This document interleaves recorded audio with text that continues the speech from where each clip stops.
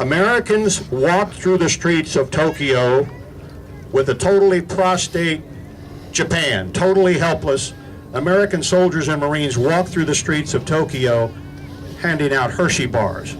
There were almost no instances of anybody being brutal to those citizens.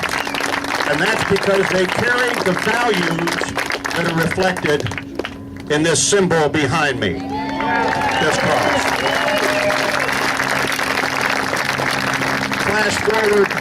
Flash forward 50 years later, at the Battle of Ramadi, after 3 days of heavy fighting, April 6th, April 7th, April 8th, 2004, the American Marines went to the soccer stadium and they held medical open house for the old folks and for the children of Ramadi. After they'd been through this heavy firefight, losing a lot of their men, killing a lot of enemy soldiers, those same Marines held medical open house and passed out this humanitarian aid to the same city that was incubating the insurgency.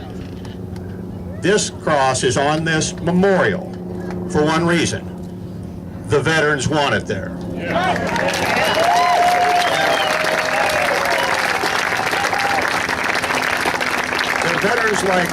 are veterans like a gentleman who's in the crowd right now, Jerry Krantz, who was in the first wave of the assault at Iwo Jima. Where's Jerry at? Here he is right here, Jerry Krantz.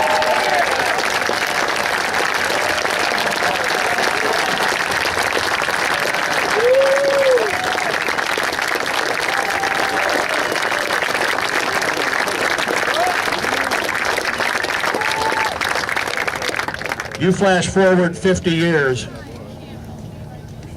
we have another guy here, a guy who I read his personal history, who single-handedly with this three-man tank crew assaulted 1,000 insurgents by himself with one tank in the city of Fallujah in April of 2004. Gunnery Sergeant Nick Popovich. Where's Nick at?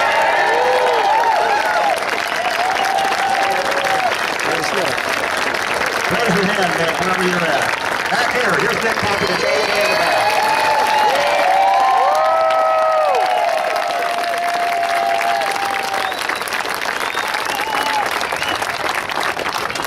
And they're guys just like Nick's colleague in arms in Iraq, Unit Assemblyman Nathan Fletcher, who has it. This is his district. He did 2 tours in Iraq as a U.S. Marine. Where's Nathan at? Right here.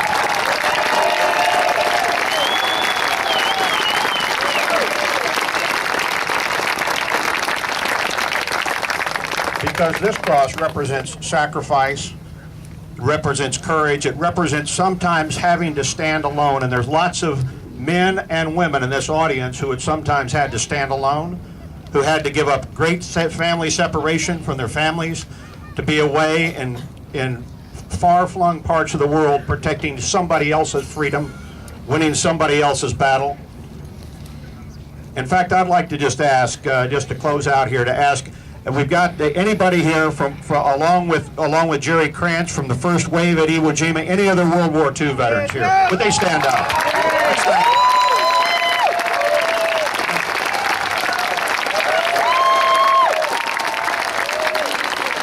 And you stay standing, sir. Now, ladies and gentlemen, how about from the Korean War? Korean War veterans, stand up. We've got some Korean War veterans here too. Let's thank them.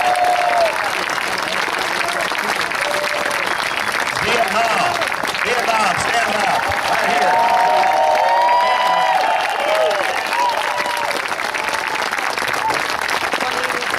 How about Desert Storm? Okay, we got some Desert Stormers here too. And how about Iraq? I know we've got some Iraq and Afghanistan.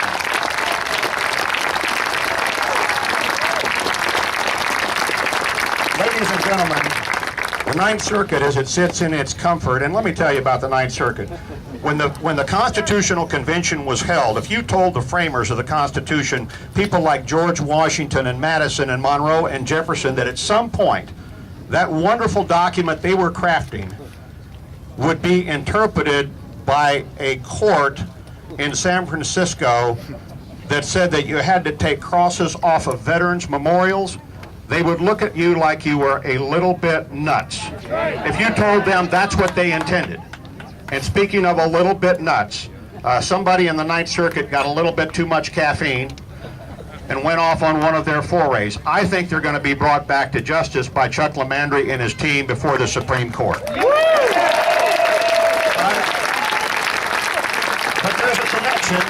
There's a connection between that court that just said that this cross is unconstitutional and the men and women who just stood up, who fought in the wars of the 20th century and this century for their freedom.